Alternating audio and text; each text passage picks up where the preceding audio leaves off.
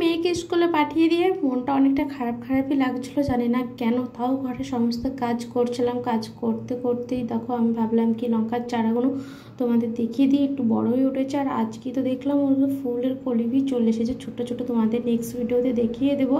তারপরে এই যে দেখতে পাচ্ছ ছোট ছোট ফুলগুলো অনেক কটাই ফুল মানে ফুটেছে। তারপরে এখানে গোলাপ ফুলও কত সুন্দর ফুটেছে, অনেক সুন্দর লাগছে, মিষ্টি একটা কালার এসেছে।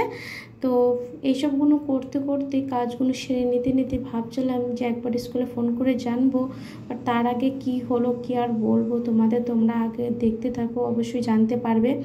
তারপরে এই যে আমার ছেলে পুজো করেছে, তুলসী মন্দিরটাকে এত সুন্দর করে সাজিয়েছে কি আর বলবো, দেখে তো আমার দু চোখ জুড়িয়ে গেল। আর নিজের সন্তানদেরকে ঠাকুরের প্রতি ভালোবাসাটা শেখানো হয়তো সার্থক হলো।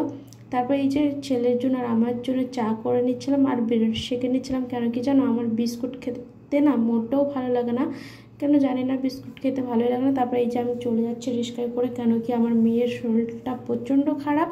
তো স্কুল থেকে ফোন চলে এসেছিলো, তাই আমি ঝটপট করে রিক্সায় করে চলে যাচ্ছি, কেন কি হেঁটে গেলে অনেকটাই লেট হয়েছে, তো তার জন্য আমি ঝটপট করে রিক্সায় করে চলে যাচ্ছি। আর খুব চিন্তা হচ্ছিলো জানো যে কী যে হলো হঠাৎ করে, মানে শরীরটা তো খারাপ ছিল জানি, বাট এতটা খারাপ হয়ে যাবে বুঝতে পারিনি। তারপরে স্কুলে যে আমি বাইরে ওয়েট করছিলাম আর দেখলাম কি স্কুলের ভিতরে অনেকগুলো সবুজ সবুজ অনেক গাছপালা লাগানো আছে, সেটা দেখে অনেকটা ভালো লাগলো। বাচ্চারা অতটা গরমের মধ্যে থাকবে না, কেন কি গাছপালা এতটা ঠান্ডা দিচ্ছিলো কি আর বলবো, আমার নিজেরই আসতে ইচ্ছা করছিল না, একদম পুরো দেশের মতন ফিল দিচ্ছিলো। আর সবুজ সবুজ দেখতে তো খুবই সুন্দর লাগছিলো, জানি না কেন ক্লাসে থেকে আসতে এতটা লেট হচ্ছিলো।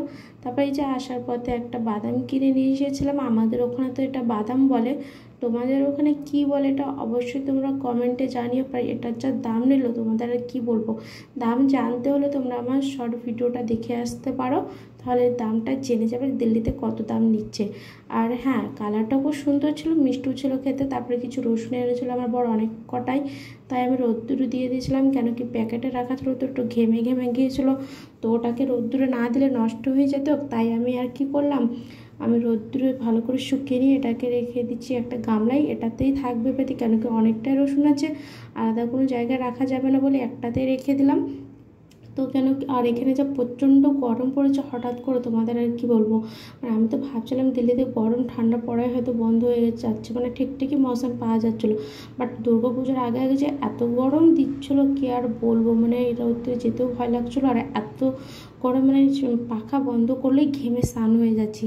তারপরে আর কি এই যে রসুন টসুন উঠিয়ে তারপরে লাঞ্চের টাইম হয়ে গেছিলো, তো চিকেন আনা হয়েছিলো, তো চিকেনটাকে ভালো করে কষিয়ে রান্না করে খাওয়ার টাইমে তোমাদের সাথে ভিডিওটা শেয়ার করতে পারলাম না। আমি সন্ধ্যার টাইমে একটু মুড়ি মেখে নিয়েছিলাম, কেন কি মুড়ি মাখা খেতে খুবই ইচ্ছা করছিলো, তাই একটু কাঁচা লঙ্কা পেঁয়াজ ধনিয়া পাতা চানাচুর দিয়ে, হ্যাঁ জানি দেশের মতন চানাচুর তো এখানে পাওয়া যাবে না, বাট ওই যে কি আর করা আছে, থুতু দিয়ে চিড়ি ভেজানো সেই যে হয়েছে। তারপরে মেয়ের শরীরটা এতটা খারাপ, দেখো ওষুধ নিয়ে এসে ওর সামনে বলছে ওষুধ খেয়ে নে, ওষুধ দেখে তোর কাশি শুরু হয়ে গেছে। আমি বলছি 3টি ওষুধ আছে রে, খেয়ে নে, দেখ আরাম পেয়ে যাবে। বাট দেখো ওষুধ খেয়ে ও যে এমন রিয়াকশান দিচ্ছে, আমি মাথা খারাপ। কেন কি দেখো, আমিও না এক টাইম এইভাবে রিয়াকশান দিতাম, ওষুধ দেখলে আমার উল্টি চলে আসতো, তো সেম আমার মেয়েও এমনটা হয়েছে। তারপরে এই যে মেয়েকে জোর করে বুঝিয়ে বাঝিয়ে খাইয়ে দিলাম। আর এই যে এখানে কিছুটা আমাদের পুজোর অর্ধেকটা শপিং হয়েছে, আর ছেলেপেলের শরীর খারাপের জন্য বাকি শপিং করতে পারিনি, বাট খুব শীঘ্রই করবো। আর কালকে তোমাদেরকে আমার শপিংয়ের কিছু ভিডিও শেয়ার করবো, লং ভিডিও, আশা করছি তোমাদের ভালো লাগবে। তো দেখো কীভাবে উল্টি লাগছে ওর, আমারও সেম জানো, ওষুধ দেখলে উল্টি চলে আসে, উল্টি না থাকলেও উল্টি চলে আসে। তারপরে ফ্রিজে কিছু কাঁচা লঙ্কা ছিল প্যাকেটে, আমি ভাবলাম কি না ঠিক করে রাখলে এগুলো নষ্ট হয়ে যাবে, তার জন্য এটাকে আমি ঠিকঠাক করে রেখে দিচ্ছি। আর জানো লঙ্কার এই বটনাগুলো ছেড়ে রাখলে কি হয়, লঙ্কাগুলো অনেক দিন ভালো থাকে আর ফ্রেশ থাকে। আর তোমরা দেখবে এই বটনার সামনে রেখে দিলে কী হয়ে যায়, লঙ্কাগুলো আস্তে আস্তে পচতে শুরু হয়ে যায়, আর এটাকে আমরা বেশি দিন ইউজ করতে পারি না।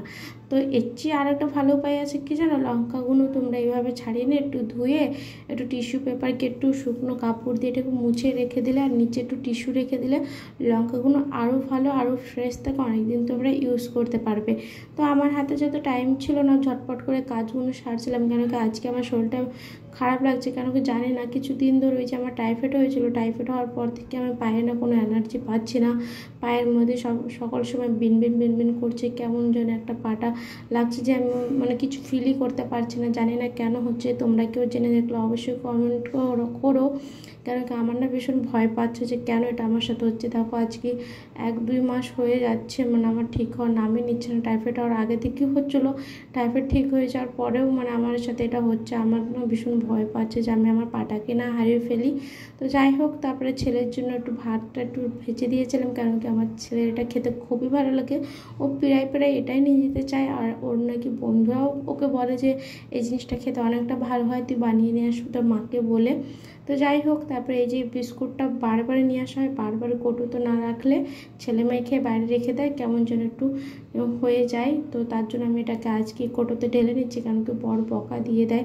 তো দেখো, এক হাতে ভিডিও করতে করতে আর মানে এক হাতে কাজ করতে খুবই অসুবিধা হয়। তো আমি ভাবছি খুব শীঘ্র একটা জোগাড় যন্ত্র করতে হবে, কেন কি ভিডিও বানানো খুবই অসুবিধা হচ্ছে। আর ভিডিওকে মোবাইলটা ধরার মতন সামনে কেউ নেই, নিজে হাতেই ভিডিও করি, তাই তোমাদের সাথে শেয়ার করছি। তো চলো এটাকে আমি ঠিকঠাক করে রেখে দিই, কেন কি এক হাতে তো খুব কষ্ট হয়ে যাচ্ছে, মোবাইলটাকে সাইডে রেখে আমাকে করতে হবে। তাই মোবাইলটাকে আমি রেখে দিয়ে আমি করে নিয়েছিলাম। তারপরে এই যে রাত্রিরে মেয়ে বললো কি যে মা একটু অমলেট বানানো, একটু ভালো করে খিচুড়ি বানাবো। আর খিচুড়িটা বানালাম, ভাবতেই পারিনি যে এত সুন্দর টেস্ট হবে, জানো একদম মচ্ছপের মতন খেতে টেস্ট হয়েছিল, অসাধারণ টেস্ট হয়েছিল। আজকে লাঞ্চে আমি ওটাই খেয়েছি, জানো ভাত